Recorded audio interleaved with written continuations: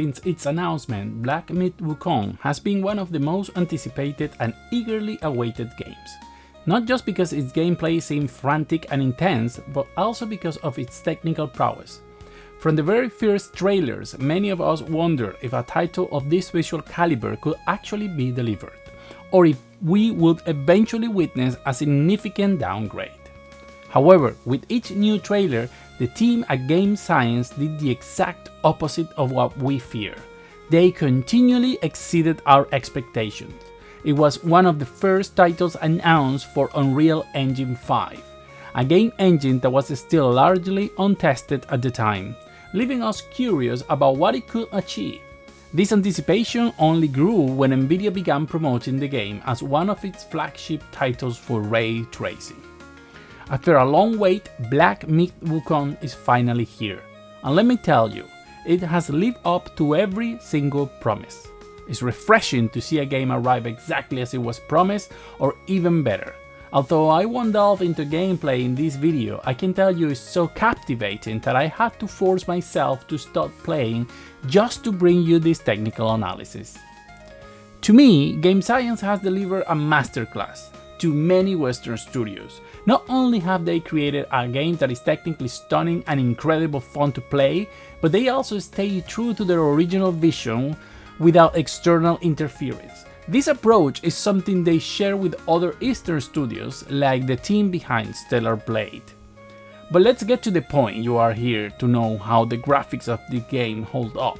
And let me tell you, the initial benchmark they released left me a bit cold, but once you have the game in your hands, things change dramatically. Remember, this video isn't about performance or how the game runs on low settings. The goal here is to showcase the game's visual beauty in all its glory. From the very beginning, it's clear that Game Science has spared no expense, making a bold statement to the world. Here we are, and we want to show you what we are capable of from day one. The game starts with a real-time sequence of the Monkey King flying on his cloud into the sky to engage in combat among the clouds. From this moment, two things are immediately apparent.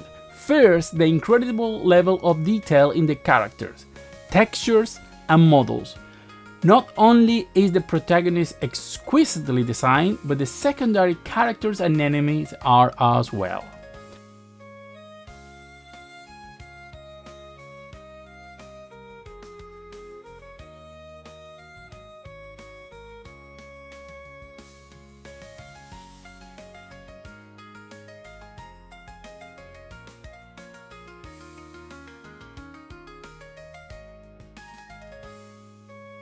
In addition, the volumetric particle system is simply glorious, adding an impressive visual spectacle as the battle progresses.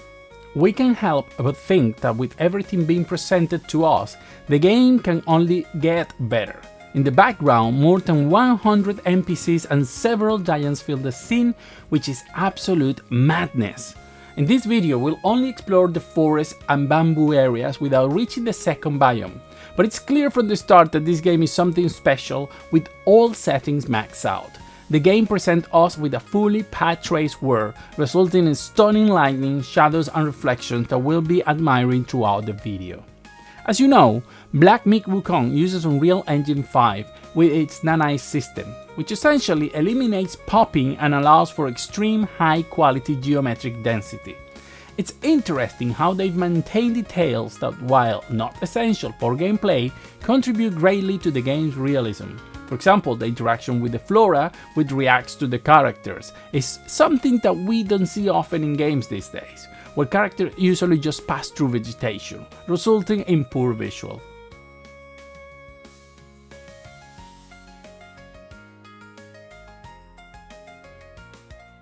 This also applies to the water, making everything look more natural and integrated. Many environmental elements are fully destructible, which is becoming increasingly rare, even though it doesn't necessarily impact gameplay. Lightning is clearly a strong point, offering a very natural look that, while not always visually striking, adds a significant amount of realism to the game, combined with the volumetric lighting effects. That it creates an ethereal and special image in some situations.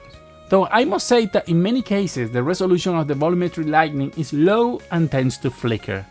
Speaking of shadows, the game hits the mark perfectly, with well-defined shadows, objects that are properly grounded in the environment, notable ambient occlusion, and a great draw distance, creating stunning contrasts of light and dark. But this is only true if you're using ray tracing. Without it, shadows are probably the game's weakest point. Without ray tracing, shadows tend to be less defined, with a shorter draw distance and less stability, causing many shadows to flicker unnecessarily. This is an area that needs more work.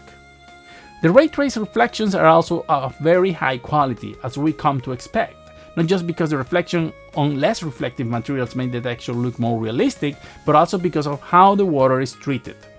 The water not only reflects but also refracts and distorts light, adding a transparency that doesn't exist without ray tracing, making it look even more spectacular overall. Without ray tracing, due to the use of screen space reflection, the effect is less convincing. This doesn't mean the game looks bad without ray tracing, far from it. In many cases, the difference isn't even that noticeable, as you can see on the screen right now. However, ray tracing adds that extra layer of quality and cohesion to the image, making the game look almost like a 3D rendered animated film. Speaking of animated films, as I mentioned earlier, the characters are exquisitely textured and this level of detail extends to the environment, with one caveat. Some textures do fall short and appear stretched. However, due to the game's high geometric density, these details don't stand out as much as they might in other cases. Not everything is perfect though, and there is one aspect of the game that I believe needs to be addressed as soon as possible. This gives a at some time pixelated look with exaggerated jagged edges. There is no option to reduce this effect in the game, and it's so pronounced that it causes other issues, as you can see on the screen around the character in certain situations. The image becomes grid-like and breaks apart. Game science needs to fix this, as many people have pointed out in social media. Lastly, the game doesn't suffer from shader compilation stutters, as there is a lengthy shader compilation process at the start. However, it does have traversal stutters, which occur when the game loads and unloads asset texture and so on. These stutters happen in the same spot every time, regardless of how many times you pass through them. I'm not sure if this can be easily fixed, since it's an inherent problem connected to Unreal Engine. But I hope game science can address this and other issues mentioned. If they do, they could have one of the most visually stunning games in a long time.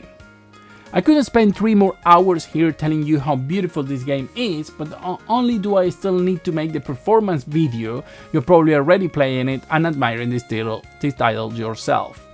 In my opinion, game science has made history. They come out swinging, not just technically but also in gameplay. This is a well-rounded game from every angle, and I feel it has delivered on every trailer they presented without treating the user like a fool. In a time when Western studios seem to be forgetting what makes video games special, Eastern studios are arriving just in time to bring a breath of fresh air. Thank you, and see you on the next video.